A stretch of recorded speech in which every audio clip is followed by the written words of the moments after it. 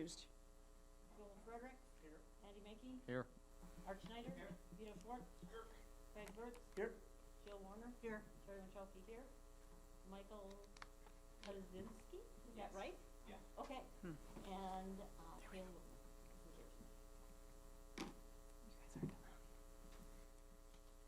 Craig and Art, you are not on your microphones. I'll hold your button though. Okay, thank you for coming this evening. I've kind of rearranged the agenda a little bit to start the meeting with a board president report instead of end it that way. It's become clear that there's been some confusion. We're still getting a lot of questions about critical race theory in the school district, so we thought it was important as a learning committee who have been reviewing our curriculums and our policies to just kind of set the record straight and come and clarify some things for you that hopefully, if you have any other further questions, you can ask us, but I'm hoping that this clears it up. So we have a learning committee that is made of 3 board members that we have been reviewing our curriculum since last spring and through the summer. We've had other board members join us in those meetings to specifically do our due diligence in looking at our curriculums and our teaching styles, and if critical race theory is at all present in Mukwonago Area School District. I am encouraged and happy to tell you that we do not teach through a lens of critical race theory or any of its names or teach the topic itself. We have one small exception in our sociology class, which is for juniors or seniors, and it is an optional class, and I think this was touched on briefly last meeting. I was not here, but did get a chance to listen to it. So it is listed in our textbook in a list of other conflict theories, and it is defined in about a sentence, and that is as far as it goes. That information is necessary if they take the college prep test for that class, that it is simply part of the list, and we as a committee thought the definition of it being listed there was fine. I also think it's important for you to know that our administration has come to us in these meetings multiple times and have said, listen, we do not believe that critical race theory is appropriate in a K-12 learning environment. It's just not age appropriate. So I think that's important for everyone to know and to hear that the board and the administration were on the same page and that we don't believe it to be appropriate for K-12. They have indicated, and we have talked about, at best, it's a graduate level kind of curriculum and discussion and theory to have. So we do not have critical race theory in our curriculums outside of that small exception in our sociology textbook, and we do not teach through the lens of critical race theory or any of its other names.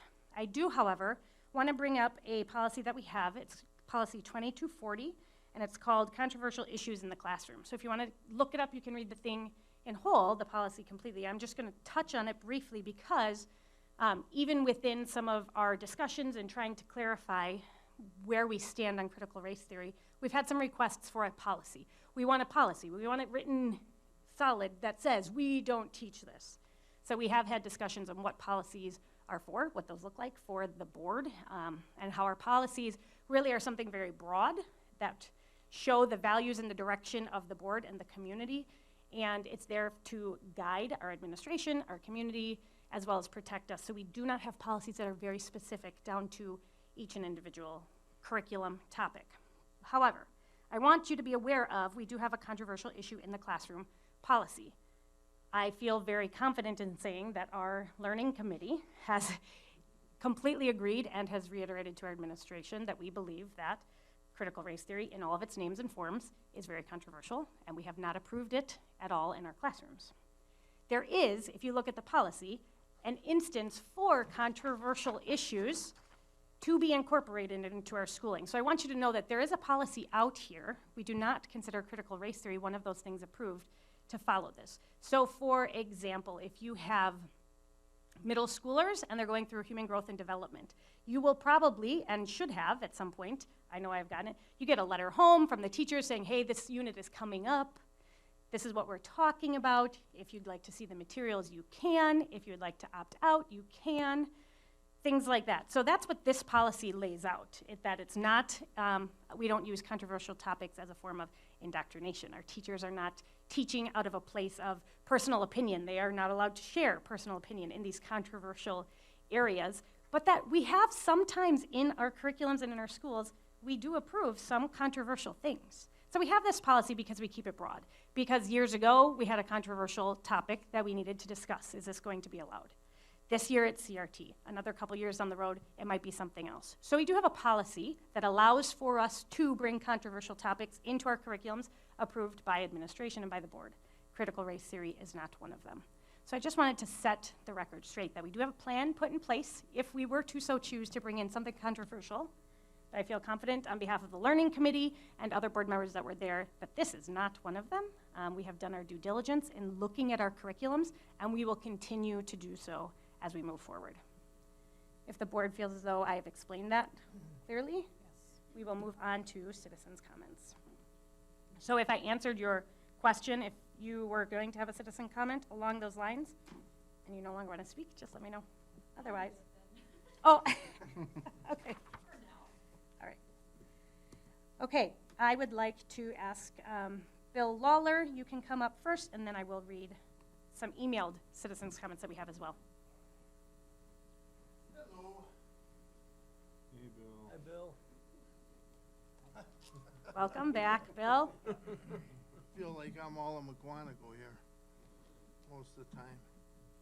Anyhow, last week I participated in one of your meetings, and it was a very small group of people. In fact, Sorry, Bill, I forgot to tell you you have 3 minutes. oh, okay. All right, we'll make it quick. It is real quick. Okay. My point is that the role and responsibilities of the school board is a lot bigger than I thought it was, and a lot more powerful. And that being said, you guys need to be brought into line, or at least the public needs to know what's going on here. And the sad thing is that the public doesn't show up. And I'm wondering, are they invited to? If there's a kid that goes to school, is there a flyer that goes out and says, hey, this is what we're looking at for this year. What's important to you and what's not? And the reason being is because sitting back last week and just listening, it was basically about who got the vaccine and who didn't. And the thing was, it was very smug, and I wish it would have been taped so you guys could all listen to it. But it was, to me, very demeaning in the way you talked about parents and teachers if they didn't get the vaccine or whatever.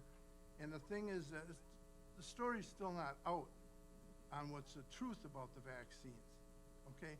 So in my estimation, the people that haven't taken the vaccine are really the educated ones. And when I say that, it's because I do other forms of media other than just the local stuff. But anyhow, the school board members are locally elected public officials entrusted with governing a community's public school. The role of the school board is to ensure that the school district are responsible to the values, beliefs, and priorities of their community. So if you guys are making the calls and you're not soliciting the community, in my estimation, I've been here now for last 7 meetings, I don't see any community involvement. So how can you guys run a school board when you know, I mean, I don't know what source you guys use to get what the community's thinking. But when I'm sitting in here, it's certainly not what I'm thinking. And I just hope that I can get more people interested to come into these things and find out what's going on. That's it. Thanks. Thank you. I will read an email from Matthew Dosmagin and family, to whom it may concern. We all know how heated the debate has become as to what measures should or should not be taken regarding the pandemic. We've heard arguments at the global, national, state, county, and district levels. At the end of the day, most people feel very passionately about the topic, regardless of their personal feelings on the issue. That being said, our family feels that any decisions on this matter should be based off the guidance of the actual authorities on the subject. CDC guidelines should outweigh angry parents' opinion on what may or may not encroach on their personal freedoms. This has never been an issue in the past when children were expected to follow certain dress codes or to obtain certain vaccinations before attending MASD. It has only become an issue now that this particular disease has become a political benchmark for both sides. We aren't asking that anything be done beyond nor contrary to the recommendations of the CDC and other independent authorities on the subject, which will likely evolve as more and more information comes to light. We don't know exactly when or how this whole awful saga will become a conclusion, but we implore those with the power to make these decisions to make them based off of science and the empirical data we have at any given time, and not to make them based off personal feelings, political pressure, or any other reason that has even the slightest chance of putting anyone in harm's way. If choosing unwisely in this scenario harms even one person, whether a student, parent, relative, or friend, one would hope that it would be enough deterrent to make the right choice. Matthew Dosmigan and family. I will have David Hoffman come next.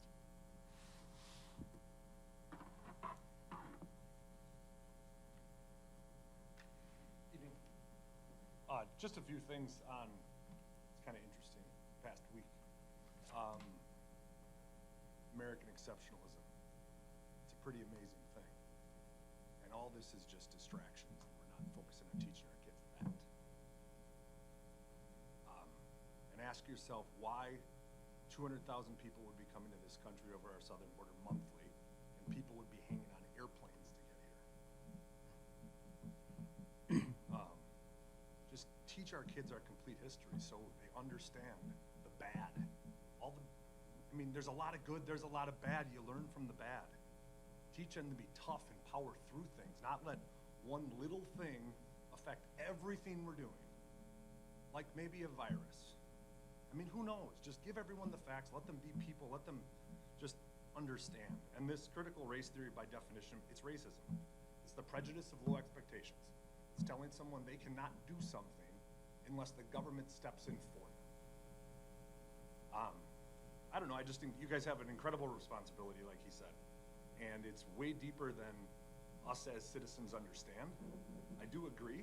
Hey, a little friendly reminder, you guys send out emails all the time. Hey, school board meeting coming up, we'd love to see you there. Because I have to say, if I didn't have it in my calendar, I'd forget about it every month. Things happen. I just encourage you guys to step up, be trailblazers. I think you can do that, I think if you want to. And then look left and right. And if people aren't aligning with where this school district should go, it's time to get rid of them. So, thank you.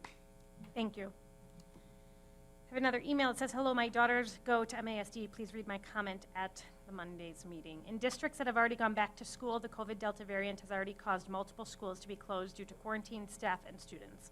Masks have been proven to decrease COVID transmission in indoor settings. I strongly urge the school board to bring back last year's safety measures, including mandatory masks in our schools. These measures worked very well last year, and our children and employees deserve to be as safe as possible. Thank you, Derek Westfall. I'm going to read one more, and then I'll have Mark come. Members of the board and superintendent, I have drafted this email more times than I can count so that I don't come across as an overly concerned and emotional mother. But in all reality, when it comes to the health and safety of my children, that's what I am. I've followed the science, and it's downright scary. I have 2 children who attend Prairie View that are too young yet to receive the COVID vaccine. I'm asking you to help keep my children safe while they're in the district's care. The following is a direct quote off the district's website. Quote, the safety of students and staff is our top priority in the Mukwonago Area School District. MASD remains diligent in our efforts to keep our children safe through a variety of practices and ongoing plans, end quote. Is this merely lip service? The CDC, the Wisconsin DHS, DPI, and AAP are recommending students and staff wear masks while in school. Are we suddenly not trusting the doctors who we entrust with our children's health otherwise? Are we choosing not to follow the recommendations of institutions whose job it is to guide us in the right direction? Last year, my children attended the virtual option for the first 2 trimesters. My husband and I were so impressed with the mitigation measures and low numbers of infection at the schools, we decided to send them back to in-person learning. Please enact these same measures once again, or a virtual option. Why is the high school offering a virtual option when they are able to be vaccinated, but there is no option for elementary or middle school students who can't receive the vaccine? Last year, you all spoke of how proud you were that the schools were able to remain open due to the mitigation measures in place, and this year we're just going to throw caution to the wind. Surrounding school districts are requiring masks and are giving options for virtual. Why can't Mukwonago do the same? We cannot continue to wear blinders, look to the south and how it's running rampant. As of today's date, numerous schools have already shut down after only a few days of being in session.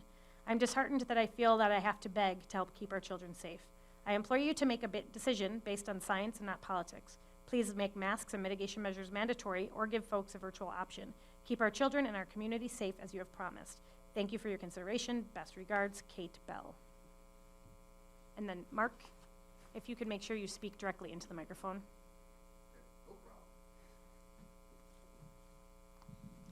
Good evening, everyone. First, I want to say thank you for explaining the CRT. That gives me, a very good feeling that we're going in the right direction. We do not want that in our schools, and I really appreciate the work you all have put into this, that you've done that review, and you're keeping that away, because it is the definition of racism. A few things, comments on that email that you read. The CDC guidelines are guidelines, okay? Who really believes any of that science? Scientists, right? Well, there are just as many scientists disproving it, but they're censored. We look at controlling our own community. It is our responsibility as parents to care for our children and make the right decisions for our children, including medical. Not the school boards, not the district, not the CDC, and definitely not the federal government. Surrounding school districts are not reenacting masks. Plenty of them are just like us. They are not reenacting that mandate. Did we look at liability concerns? I'm willing to bet that's gone through a review. Did anybody look at the liability concerns for being sued for enacting illegal mandates by forcing medical decisions on students and taking that away from parents? No, I don't think anybody really has. I, for one, will be seeking legal counsel if things change. We as parents make those decisions for our kids. Nobody else does, okay? Vaccines. Vaccines, I don't consider what they can call a COVID vaccine a vaccine. It's an experimental drug. There's nothing vaccine about it. They've been keeping the science of that at bay, okay? Vaccine exemptions, I'm sorry. One of those emails had stated something about mandatory vaccines. This is not mandatory. My kids have never had a vaccine. I take the exemption every year. My kids will not be pumped full of drugs. It's up to us as parents to make those decisions, and it's up to the school board to listen to the parents, not just parents that say, oh, we want to give up our freedoms. We have rights as protected by the Constitution of the United States of America, plain and simple. I'm not giving up my rights. I don't think anybody else should either. Those that feel that they want to, hey, it's a free country so far as what I'm understanding, even though our rights seem to be taken away. It's our right to say no, and that's where noncompliance comes in. And the masks on the buses, I hope that gets talked about tonight, because that's a mandate, but we've got a bus company under contract, private contract, so there's no liability. How would we have liability for that? I don't think we would, because we have a private contract that is not public transportation, even though we say it's a public bus. It is a private contract with a service provider to the school. We get to say, not a federal mandate, we get to say. So, thank you for listening to me tonight, and again, thank you for clearing up the CRT thing. I really appreciate that. Okay, thank you. I have one more email to read from Tiffany Bronk. It says, I'm writing in for the school board meeting tonight that I cannot personally attend due to disability. Would appreciate my voice to be heard on the matter of COVID mitigations in our schools. My son is 7 and returning to Mukwonago this year after a year away at eAchieve. Unfortunately, he needs far more instruction that only in-person instruction can provide, and virtual is no longer an option for him. I'm asking you to uphold your mission to keep our kids, their families, and our own staff safer by reinstating the universal masking policy in our schools. This is the recommendation the CDC, Wisconsin Department of Instruction, and the American Academy of Pediatrics The American Medical, Hospital, and Nursing Associations uphold, my child's doctor, as well as countless others. These recommendations are based on overwhelming evidence-based, peer-reviewed research. The safety of our children and their families is far more important than the politics and opinions of parents and school board members who are not experts in virology. We need to listen to the experts who have the education experience in their fields to guide our decisions. There is zero evidence that masks harm anyone. There is, however, rampant COVID misinformation and conspiracy theories that have been disproven. Why would such a simple mitigation measure, such as masks, be optional? Why is the health and safety of my family optional? Schools across the country have opened for the current school year without recommended mitigations and have already had to reverse their decisions and even close entire districts. I think it's safe to say that we can all agree that schools need to remain open. However, remaining open carries an obligation to protect our most vulnerable, who are the unvaccinated, and children under 12 who are unable to be vaccinated. There are also families and children in this district who are immunocompromised. This means that even if they are able to receive the vaccine, it will not be as effective. The previous decisions to make masks optional will certainly contribute to the spread of the Delta variant beyond just our children. It will very likely force us into an inconsistent cycle of quarantines and closures, which is the complete opposite of the normal the board is currently seeking. Think of our children with food allergies. All children in our schools are expected to follow mitigation strategies like separate lunch tables and classroom snack policies to keep everyone safe. Why in a worldwide pandemic, almost 2 years later, does this need to be said? Protecting our children should not be optional. It is the very core of our job as parents, educators, and community to keep them safe. Tiffany Bronk. Stephanie, did you change your mind, or would you still like to come? I would probably put together something else in regards to the mask and vaccine mandates for the next meeting, so that way I have time to tell speech. Perfect. All right, then we are going to move on ahead to our consent agenda. I'm looking for the approval of board minutes for July 26, 2021, the approval of voucher numbers 133980 to 134143 in the amount of 1.17 million and change, and receipts for July 2021 totaling 742,000 in change, as well as the MHS dance team trip to Florida in 2022. Do I have any questions or concerns? Hearing none, it is approved by consent. So now we will step into our committee updates, and I will start with Student Learning Committee. At Student Learning Committee, we discussed the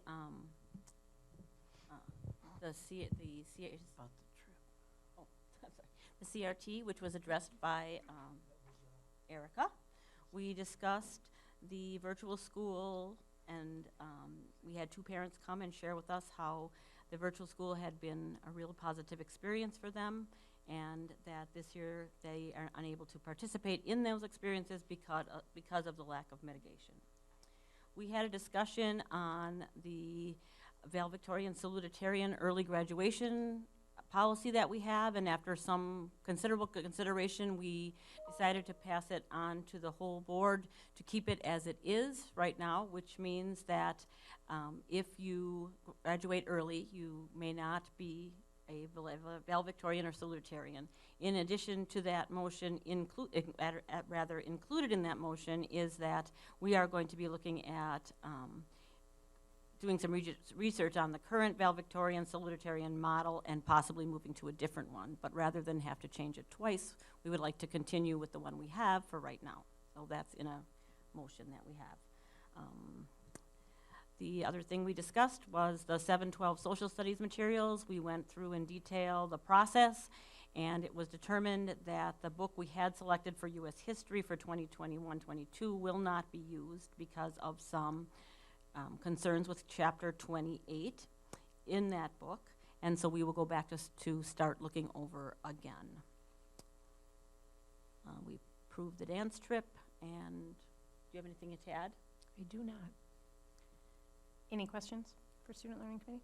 Okay, then we'll go to Personnel Committee update. You want me to cover it? Please, if you're able. So we talked about some Neola policies, but Sean, did we recommend 2 of them to the full board for changes? So they're both related to harassment, and we said no changes. No changes, okay, thank you. We discussed, Sean asked to approve an assistant for Stephanie, and that passed the entire personnel committee, recommended to the full board for consideration. And we talked about teacher compensation. I think that's about it, right, Sean? Right, well, the teacher compensation and the coordinator for student learning, elementary education, those are both action items. Yep. We did get some clarification on mitigation measures for staff members. And so we talked about plastic dividers at the conferring table and at their desk, that option. And then also, we touched base on critical race theory and whether or not there needed to be some language in the staff handbook. But the committee said no based upon the policy that you covered earlier tonight, Erica. That's about it, I think. Yep, I think that's it. Okay, sounds good. Thank you. And we do not have a finance committee update. We didn't have a finance committee this month. Okay, so then we will move right ahead into action items. We have appointments, resignations, and retirements. So Stephen's here, and he has that list of hires and resignations for us tonight. Hi, Stephen. How's it going? Real good, real good. Was month Thank you. two? Month two? Month 2. Attaboy. Yeah, all right, thank you. This month we had 2 resignations, Megan Klein, 5th grade teacher at Clarendon Avenue Elementary, and Courtney Stoll, kindergarten teacher at Clarendon Elementary. In terms of appointments, we have Catherine Buchan, that is a Big Bend hire, full-time. Cheryl Dufek, interventionist at Big Bend, that's a half-time position. Amanda Edwards, 5th grade elementary teacher at Rolling Hills, that's full-time. Rachel Friesema, full-time academic interventionist at Prairie View Elementary. Lynn Marie Hackbarth, kindergarten, this is a 1.0 FTE, full-time limited term to this 1 year. Sarah Schmidt has been hired as Title I teacher at Rolling Hills, part-time. Amanda Turka, Title I teacher, and she was hired at .44 of a full-time position. And finally, Cassandra Wesner was selected as a part-time teacher for 6th grade at Prairie View Elementary School. And then in one last update, the job fair for support staff went really quite well. It probably would have had better turnout had it been a better day in terms of weather. But we were from 3 to 7. We were able to do that, and I believe that was Tuesday it was last Tuesday. And so we had between 10 to 12 that we're looking to be hiring with instructional and special ed aides, food services, some resource monitors, as well as custodial. This was for a total cost of less than $400. And so for the posting it in the paper, but heavy use of social media, as well as the food pantry and the Chamber of Commerce put this notice out through their channels as well. So real positive to start. Wonderful. I would like to make a motion, we approve the appointments and hires. Yeah, so do you want to do the appointments and resignations together? resignation. Okay, I have a motion. Second. I have a second, Vito. Any other questions, discussion, comment? I just have a question about the 2 resignations in terms of replacement plan. Were these a surprise? I mean, we're close to school starting, so how are we filling any gaps? We're going to be able to fill these positions. They're ones, in at least one of them, that we were able to predict would occur.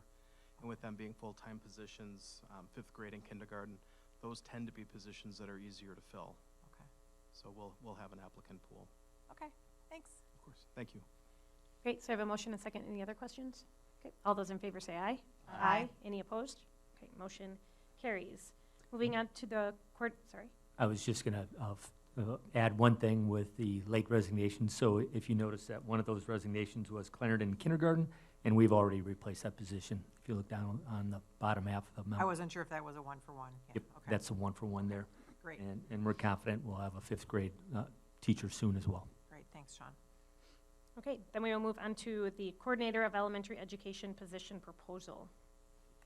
Sure, and so if you look at your packet, I have explanation for that position, and we discussed in length at the Personnel Committee last week about the need for that position.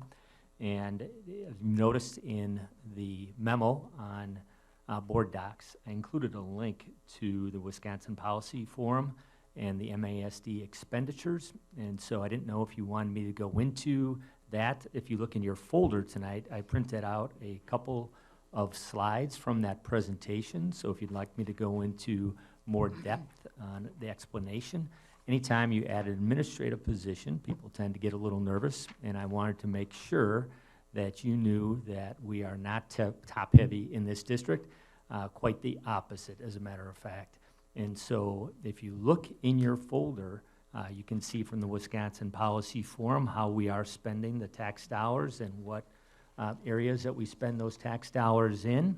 And so they've divided it up into instruction, pupil services, general administration, building administration, transportation, and central services.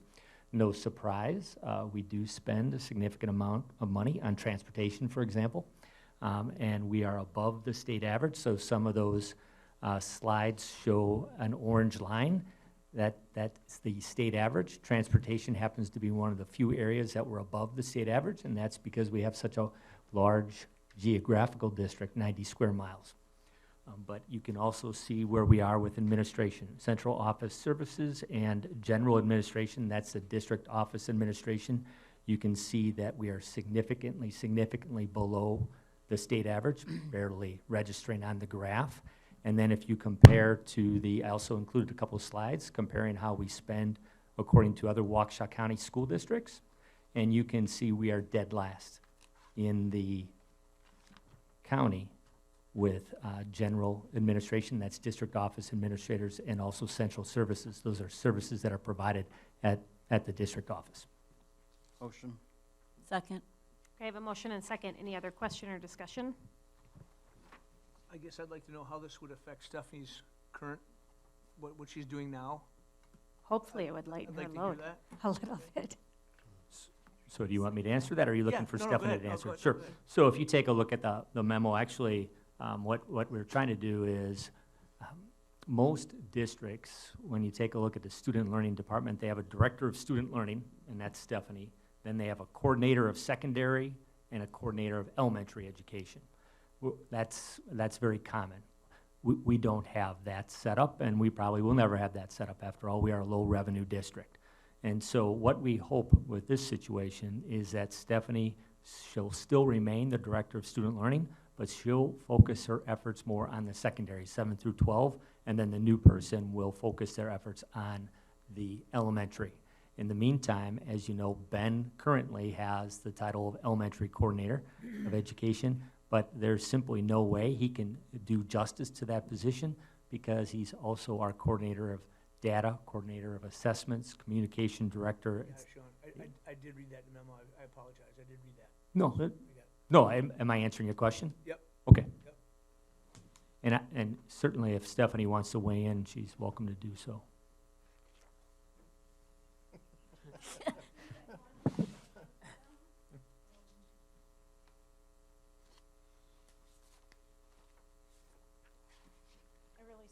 Working together with this person to make sure that we're covering all of the duties that need to happen around instruction for our students and not drop any balls.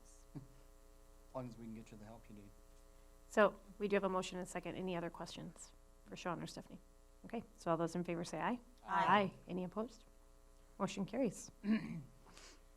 The next policy up for action item is just simply because we officially moved our middle school to the block schedule, which is an 8-period day, so our policy had read 7-period schedule. Student learning did take a look at that, but we're bringing it forth now to make sure that it goes into policy. Motion. Okay, so we already have a motion, so this is for the policy review of policy 5200, defining a full-time student. Second. Okay. Cherry, I think, is the second. Andy has the motion. Any discussion or questions? Great. All those in favor say aye. Aye. Any opposed? Okay. Motion carries. Preliminary approval of the 21-22 budget. So the reason we didn't have a Finance and Facilities Committee this month was because Tom was concerned that the entire board and a larger audience would not be able to see these two presentations and hear them. So this is a much better audience for Tom's presentations. Tom, is this both? get Are you harassed. rolling the budget into the tax levy? Are we looking at both of these? Yeah, both things, but we'll take separate motions, and that's why it's written that way here. So I'll briefly go through this. I don't want to be harassed more than I have to. It's already started from Sean. Thanks, Sean. But here we go. So I'm going to walk through the budget and tax levy proposal. It's just a proposal at this point. With your permission, we'll take this forward, and we'll present this to the community in September at the annual hearing and annual meeting and budget hearing. So first off, we're just going to talk about how we get our revenues. Okay, so we're going to talk about this here on the quick as our first part of the presentation, and the second part is the budget and how we will spend that revenue. So how we receive our revenue, and this revenue limit calculation really defines about 85% of all of our dollars. So by and large, this is the lifeblood of our school district financially speaking. Step one is state government will tell us how much money they're going to contribute towards our MASD cause this year, and we'll find this out on September 15th. Step two is we'll calculate our revenue limit. The amount of revenue we can collect is limited by state law, so we collect $10,000 per member in our district, so we'll do that math second. And when we know that state equalization aid plus property taxes is going to equal the revenue limit, once we know step one and we know step two, we can back into step three and ultimately land at what the property tax levy will be in this district. So in step one, in calculating our equalization aid, $52.5 million in shared costs, those are costs that state government will share with our district, will lead to almost $0.3 million in equalization aid in the current school year that we're in right now. There's just a couple of other smaller, almost $25,000 and almost $60,000 in other state sources of support. When we add it all up, we're looking at $23.383 million. So that's step one. We have that part figured out. The total pot of money, what will that equal? We'll do that next. So this revenue limit calculation, we take our 3-year full-time equivalent average, we multiply it by our per member revenue limit, which is $10,000 per student. We add in a few adjustments, and that equals our revenue limit. So our per member revenue limit is different by district across in the entire state. Here's a snapshot of us versus Waukesha County, and you can see that our number for the last school year was $10,000. For the next, for this current school year and next school year, we'll all be frozen at those amounts. So we'll still be at $10,000. If we grow by 50 students, our 3-year average will be 4,661. In the bottom there, you'll see that's a the 3-year average will decrease by 35 students. Okay, so the assumption here is that we grow by 50 students from last year into this year. So as we do our basic math, 4,661 FTE, full-time equivalent students, times 10,000 equals 46.61 million. We add a $350,000 hold harmless exemption. This math right here that I'm pointing to is our base revenue. If this base revenue this year is less than last year's base revenue, we get a one-time exemption, and that's what this hold harmless is. So we will get at least last year's amount of base revenue. Question 2 in the April 2016 referendum gave us another $350,000 to support our utility costs with our expanded square footage at Mukwonago High School. And then since we are losing 35 students in our 3-year average, and again, that's an assumption at this time, but then we would get a one-time exemption for that. These exemptions don't go from year to year. There's a small one-time adjustment of $11,000, and then we have our voucher tax levy, which we'll talk about more in a graph coming up here, but that'll be an $806,000 tax levy, and the total revenue limit totals $48.477 million. So that's step 2. So we can back into this number right here, right now. We'll go to step 3. And here we go. So that number is $25 million and change. All right, so when we take a look at our mathematics here, 48% of our state aid, 48% of our basic revenue in the revenue limit will come from state aid, 52% will come from our property taxes. So when you think of that $10,000 per student, we get about $5,200 from our local folks, and 48% of that, $4,800 of that from the state.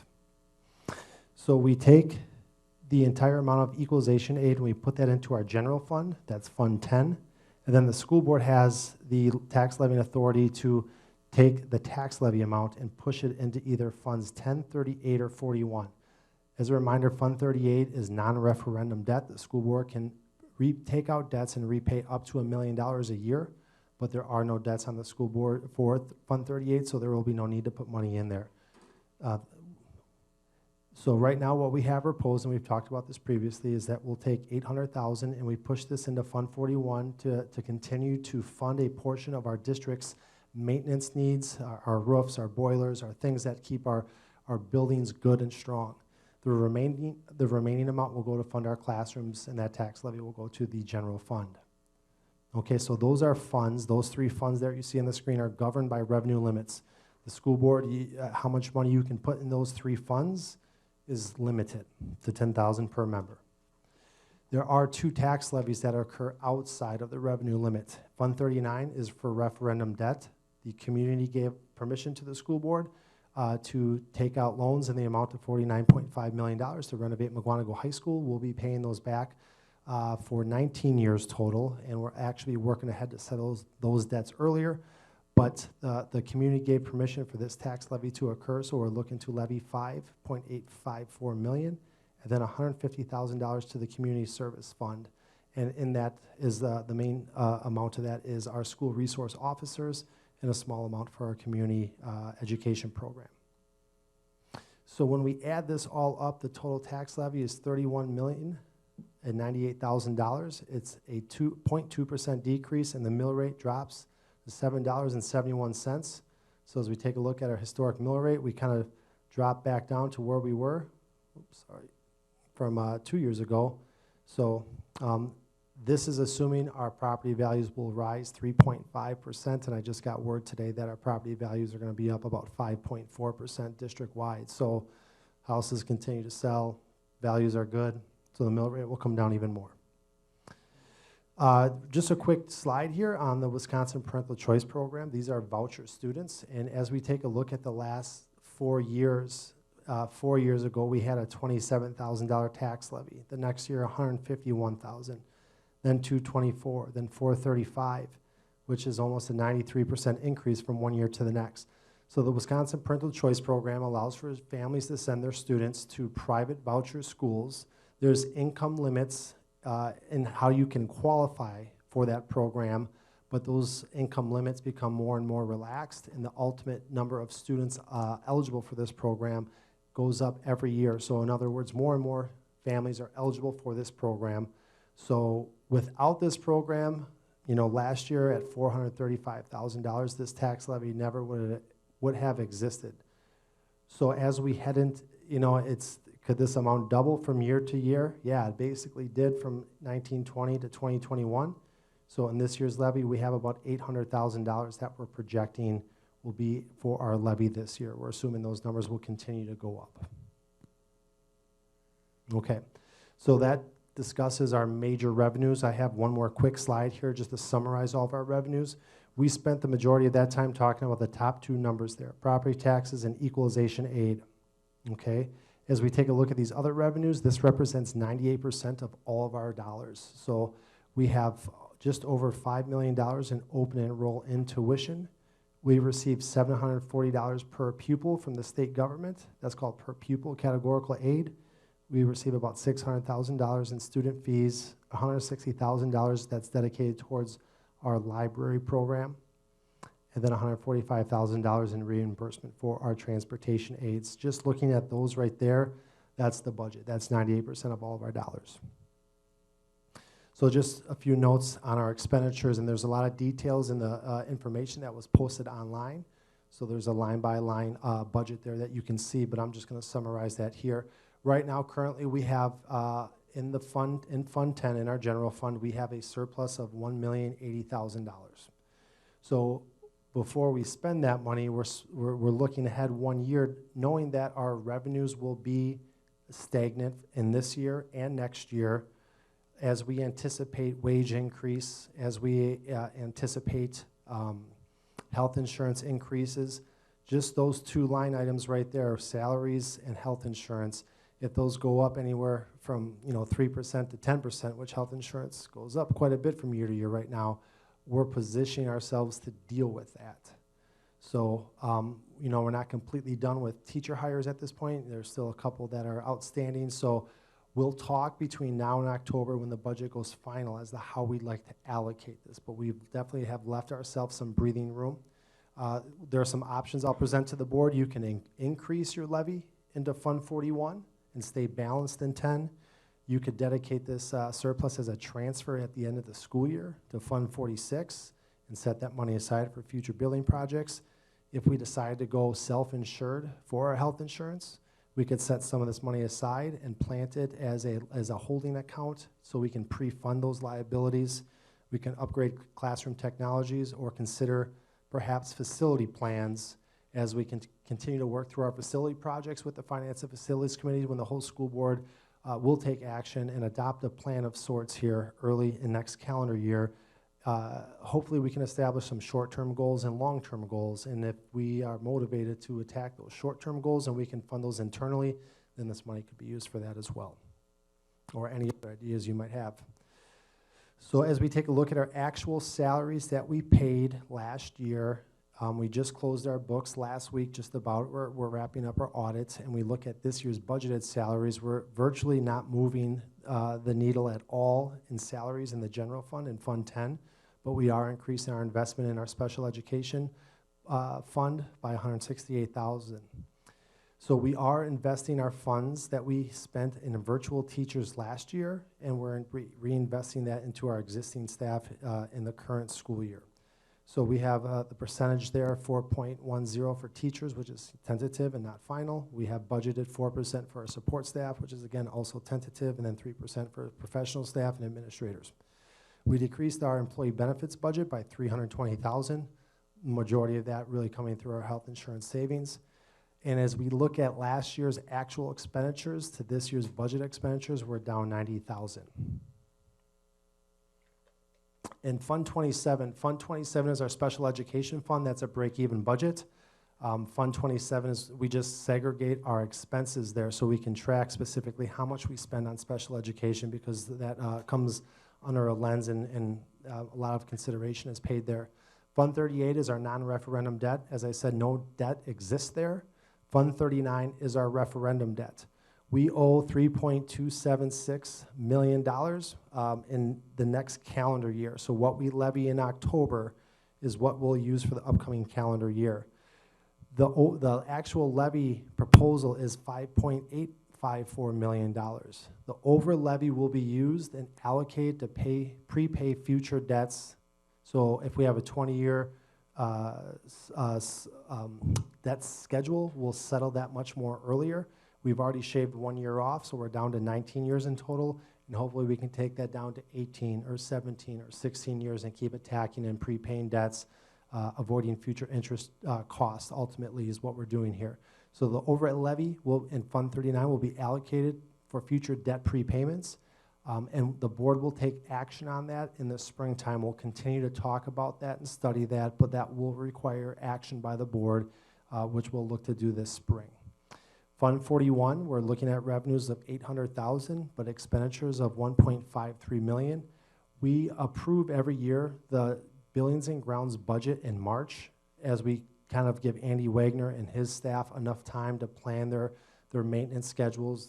You can see the parking lot here at Clarendon was one of the projects that we did, and a lot of other projects at Rolling Hills. So we got to get those projects done and planned for in advance. So that's why we do the Buildings and Grounds budget in the springtime.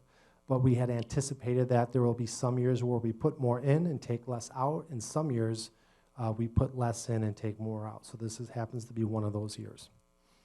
Our other funds here, so in Fund 73, we're going to budget a $632,000 contribution. This past year was $679,000. We kicked that up by about $200,000 or $300,000 over where we were previously, just to get back to that fully funded status, but we're in outstanding shape there for our employee trust fund.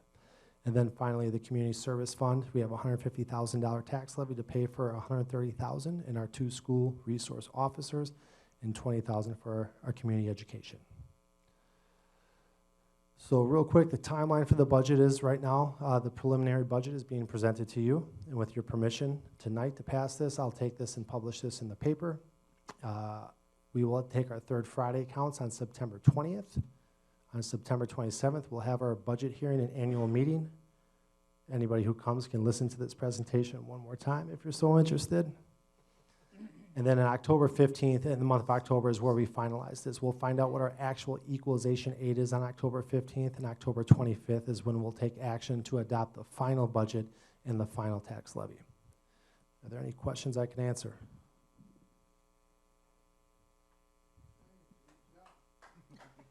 Oh, applause, I like it. Somebody write Thank that you. down. Yeah. Tom's first applause for a budget presentation. What's that? All right. Yeah, I could go back and do it all over one more time? All right. Would you repeat that? Turn his mic off. So we will take two separate motions, and I will make a motion for the preliminary approval of the 21-22 budget. Jill has a second. Any other questions or discussion? All those in favor say aye. Aye. Any opposed? Okay, motion carries. And I will also make the motion for the preliminary approval of the 21-22 tax levy. Second. And we have a second from Joel. Any other question or discussion? Okay, all those in favor say aye. Aye. Any opposed? Okay, motion carries. Thank you, Tom. And then we'll move into unfinished business and the superintendent's report.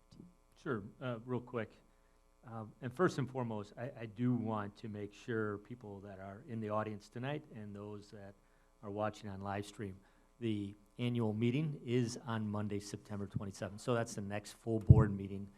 But on that evening at 7 o'clock, we'll have our budget hearing. And all kidding aside, Tom does a fantastic job sharing that information. So 7 o'clock budget hearing. 7:30 is the actual annual meeting when our electors, our residents, approve the levy and the budget for next year. So that's an opportunity for our residents to participate in this process. And then at 8 o'clock or shortly after 8 o'clock, following the annual meeting, that's when we have our regular school board meeting for September.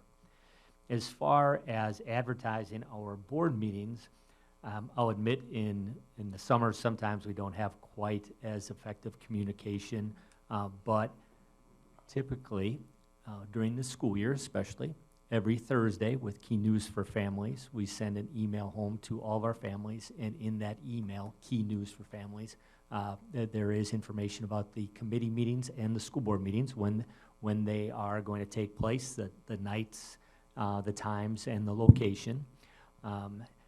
A challenge that we do face is how do we reach those people that live in the district that don't have kids in our schools. So we can certainly work on that. I heard that suggestion tonight.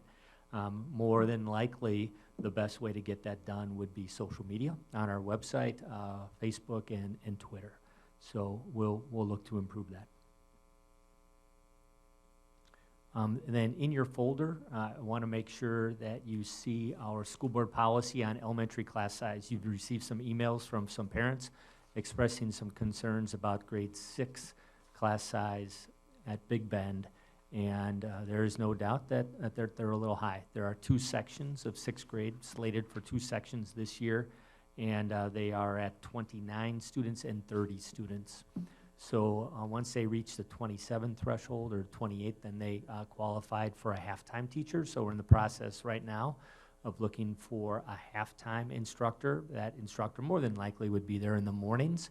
The class, that grade level would be split up into 3 classes for the mornings, mainly for reading, writing, and also some mathematics instruction. They need 1 more student to hit the threshold to add a third full-time teacher. And those aren't numbers that I make up, those are right in the school board policy.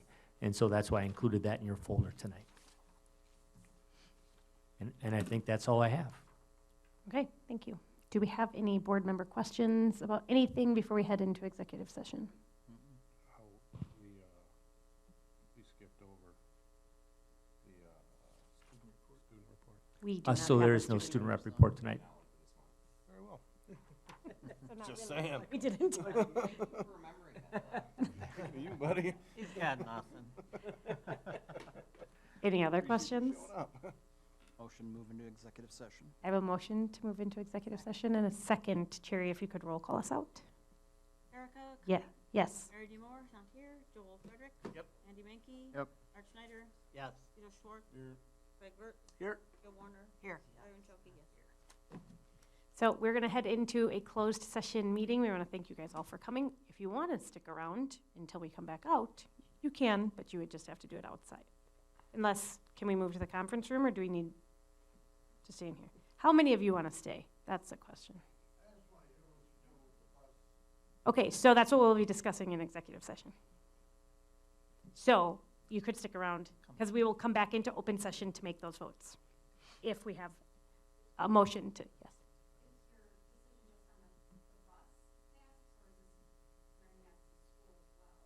We are just talking tonight in executive session on the bus. We've already made a decision on the mask since school. It's optional. Do you guys have any other questions? Do you want to stay? Because we'll move. Okay. All right. Then thanks so much for coming. If you want to stick around, you can wait out in the hall or.